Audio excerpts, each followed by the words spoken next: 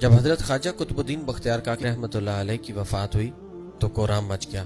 جنازہ تیار ہوا، ایک بڑے میدان میں لایا گیا۔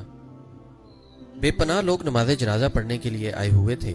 انسانوں کا ایک سمندر تھا جو حد نگاہ تک نظر آتا تھا۔ جب نماز جنازہ پڑھنے کا وقت آیا، ایک آدمی آگے بڑھا اور کہنے لگا کہ میں خواجہ قطب الدین بختیار کاکی رحمۃ اللہ علیہ کا ایک وکیل ہوں۔ حضرت نے ایک وصیت کی تھی، میں اس مجمع تک وہ وصیت پہنچانا چاہتا ہوں۔ مجمع پر سناٹا چھا گیا۔ وکیل نے پکار کر کہا، حضرت خواجہ قطب الدین بختیار کاکی رحمۃ اللہ علیہ نے یہ وصیت کی کہ میرا جنازہ وہ شخص پڑھائے جس کے اندر 4 خوبیاں ہوں۔ زندگی میں اس کی تکبیر اولیٰ کبھی قضا نہ ہوئی ہو، اس کی تہجد کی نماز کبھی قضا نہ ہوئی ہو، اس نے غیر محرم پر کبھی بھی بری نظر نہ ڈالی ہو، اتنا عبادت گزار ہو کہ اس نے عصر کی سنتیں بھی کبھی نہ چھوڑی ہوں۔ جس شخص میں یہ 4 خوبیاں ہوں وہ میرا جنازہ پڑھائے۔